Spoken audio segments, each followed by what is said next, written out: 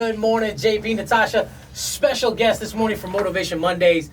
The homie Brian Breach is here. Good morning, sir. What is up? Good morning. Welcome. Traffic was ridiculous. Oh, yeah. Well, I got stuck. Did it rain? It was raining a little bit. I got stuck in a monsoon this morning. I ran over like 20 cones on the express lane, chopped them all down. You gotta be Yeah. I don't know what careful. experience both of you had this morning, but Luckily, we didn't get a ticket. We're good. That's called driving in Miami. Yep. So you're back. Welcome back on the show. Thanks for having me back. I appreciate you. A lot has happened since you were here last. A ton. Last time you were here, we talked about a little bit about your life story. You did a TED Talk. You had just done that Miami Heat prank. Oh, the Miami Heat prank was Tell her a little bit ridiculous. about that. Oh my God. It went viral. Yeah, the Miami Heat prank was a little crazy. So what I did was I planned this for weeks. We had a connection to the Jumbotron, and I got in an email with the Heat organization. Unfortunately, I had to lie to them for like 3 weeks. okay. And I apologized on the news the next day. And long story short, I proposed to my girl, and when we were there, I had 8 actors planted in the Oh crowd. my gosh. I got on one knee. There was never a ring in the box, and I dropped the box. And everyone's like, "Oh, you can't drop." So Oh no! I pretended to drop the ring at the Miami Heat game, and my girl's like, "Oh my God, my goodness!" And then as all our actors are scrambling looking for it, she takes off, runs out. We had an exit strategy. The exit happened to be right outside the. Okay, the so stadium gate. she was part of the plan too. She was Okay, part of the plan. all right. And if you hear the commentator on air was like, "Oh, so he's proposing. Oh my God, he dropped the ring. Oh, now she's walking out on him. Oh my God. It's a play-by-play. It was crazy." And then I followed her out, and you just hear the commentator. Everyone's going crazy. Oh my God. And you hear some guy call me an idiot. It was. How many views did you get on that? It was weird. The views just went everywhere. What happened was the news came to my house the following day, and they called me, and they're like, "Hey, can we ask you a question? Was that real or was it fake?" And my exact words were, "If I tell you that it was a prank, are you still gonna run the story?" And they were like, "Of course." I was like, "Yes, it was a prank. Not only that, but I'm the guy from the homeless guy social experiment that went internationally viral." Right. They're like, "You're the same guy. You did the prank and the social thing. Now we got to do the story." So they showed up at my house. I apologized to the Heat on the news, and it went viral. There was some guy from Fox News there. He tweeted it out, and then the story ran on the news. That's and- awesome. Yeah. Awesome. You've Bizarre. also done a TED Talk. Are you going to do another one? I'm actually a judge on a new TEDx coming up, but maybe I'll do another one. I'd Yeah. love to do another one. It was a life-changing experience to do that TED Talk. Literally, it got me so many opportunities. I've been speaking everywhere. I'm speaking on the 11th at the Netcom Mansion Mastermind in LA, and then Disrupt Week in Puerto Rico, and I just spoke in Margaritaville. So Nice. Tell the people a little bit about your story. A little tidbit of little tidbit. Man, many moons ago, I was born to a very busy dad and extremely abusive mom. My mom was arrested on interstate trafficking charges back in the day. She cheated on my dad, unfortunately, contracted HIV.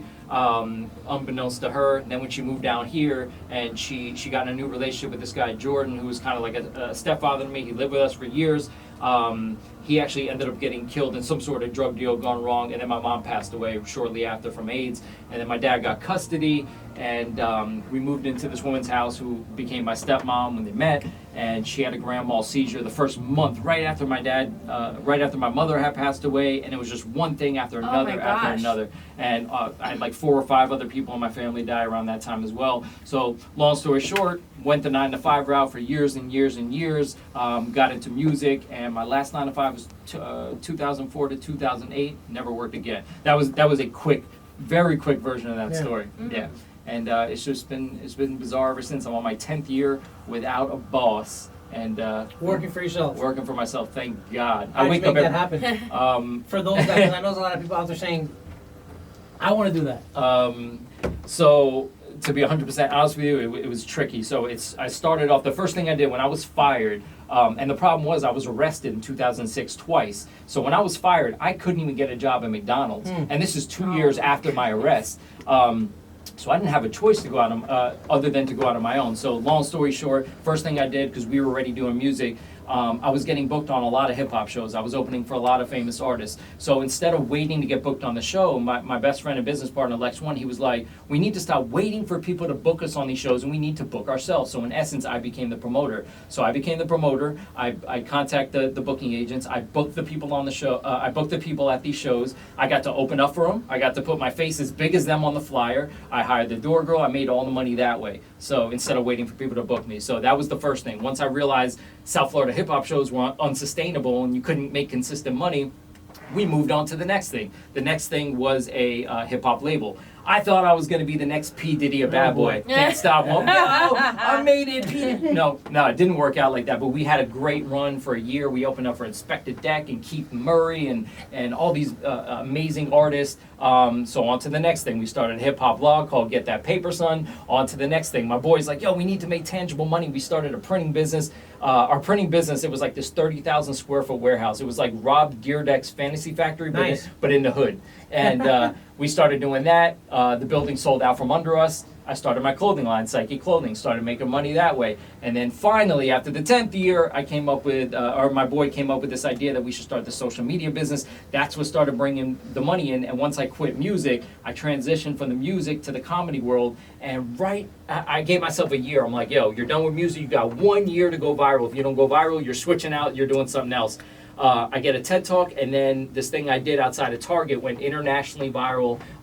Every news station in the country, I got hit up by Fox, MSNBC, Yahoo, Radio.com. That was the homeless prank that you did. That was a homeless social experiment. And Explain that one for those that don't know. right, so this particular one, it was around Christmas, and I woke up in the morning and I saw this Facebook video that super inspired me, and I woke up and I hit up my videographer. I'm like, yo, can you be here in 2 hours? She goes, yep, I'll be there. So we go in front of Target. I dressed up as a homeless guy. I ripped my clothes. I put dirt all over me, and I had a sign that says, please help my family for the holidays. Anyone that gave me $1.50 or offered me food, I ended up giving them a $100 bill in Nice. return. I handed out $500. And I got some of the most amazing reactions. One guy cried. One guy had his son with him. I was like, yo, that's amazing. What a teachable moment. Thank you for doing this. One guy interrupted it and was like, I know you, man. I've seen your pranks before. I was like, get out of here.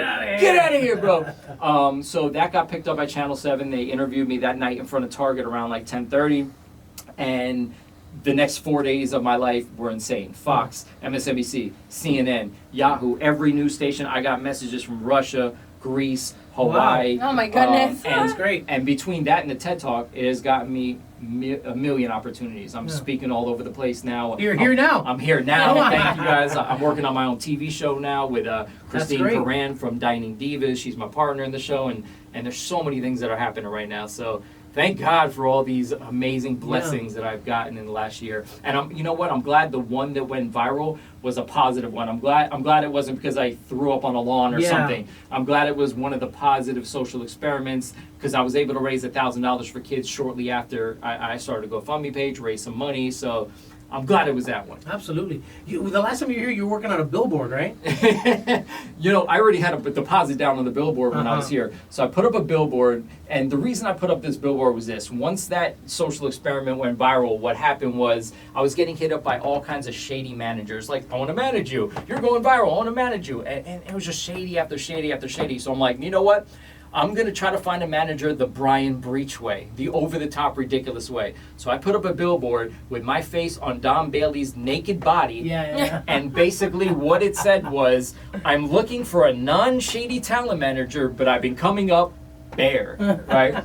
It went up over 95. Within 2 minutes of that billboard going up, I had like 10 DMs. Wow. Just, Oh it my was gosh. ridiculous. That billboard got me so many opportunities. It got me on a TV show. It got me on a documentary. It got me a PR guy. It got me a manager. Nice. Which I ended up getting rid of, but Oh, and now managing whoops. myself again. Yeah. But not only that, we protested the billboard. So we shot a skit around the billboard protesting the billboard, and I dressed up as this character named Patrick Patty Patterson, and I'm like, man, that Brian Breach, you need to take this billboard down. He's such a scumbag and all this stuff. And that created a little buzz as well. And people are like, man, that's genius. You put up a billboard and then protested your own billboard. I was like, I'm not that genius, I promise. And then I shot a skit to these managers that were coming at me from the billboard. And basically what the skit was I'm like, hello. And I was dressed in a robe and I had these two beautiful girls on my side. I'm like, hi, if you're here from the billboard and you want to manage me, I'm letting you know that I'm going to be your most least maintenance client you've ever had while girls are massaging me, feeding me grapes, and bringing me other things on a plate, long story short. So it's been an interesting last couple months to say the That's least. great, man. Yeah. Will you help entrepreneurs that are coming up, like give them advice All and the stuff time. like that? Yeah. Absolutely. So I'm speaking at NetCon, and what I spoke about in my TED Talk was the title was How to Survive Without a Job Through Failure. And what I do is, you guys heard the quick version, but I go through, what it takes as an entrepreneur, how to get inside the independent mindset. What I've been speaking about lately is about how to go viral. So I've been giving a lot of tricks and tips to go viral, how to drop Easter eggs in your videos, how to put out good content, and things along those lines. But yeah, I'm always talking to entrepreneurs. There was these kids the other day, I was at a Dunkin' Donut, these two kids, they asked me for $1. And I'm like, how you doing in school first? They're like, doing good. I was like, what do you want to do with your life? We want to play football. I was like, is there a football team in your school? They're like, no. I was like, is there any other football leagues outside of your school right now? No. I was like, well, what do you need to do to get on a football team? I was like, you need to practice even if you're not in the league in order to, and then I gave them $1. Yeah. So I You gave have, him a whole spiel. I have to do it. I have to. I need to. You have Absolutely. to. What else are we here for Yeah. other than to help people? I'm not put on this earth to be selfish. You got to pay it forward. Yeah. Listen, I want to be a millionaire, Absolutely. but I want everyone around me to be Why millionaires. not a billionaire? I want to be I want to be a trillionaire. Did you see what Mark Zuckerberg said in an interview just recently? What he He said said? no one should have that much money. But he's a billionaire. Yes, that much money. Coming from him. Hey, Mark Zuckerberg, if you're listening, can I borrow $1 million to Right, get my business right, started, please? right, Appreciate please. that, bro. Right, let everybody know where they can contact you. Give them your Instagram, your Facebook, all that good stuff. Yeah, you can find me. Oh, there's so many. Instagram, Brian Breach. Twitter, Brian_Breach. YouTube, Brian Breach 03. Facebook, Brian Breach 03. And most importantly, guys, follow me on MySpace. There is no. Get outta here. I was waiting for that. I was waiting for the Ladies and reaction. gentlemen, Brian Brees, thanks for coming on the show, brother. Always a pleasure having you, my friend, and Thank we'll you, see you man. again soon.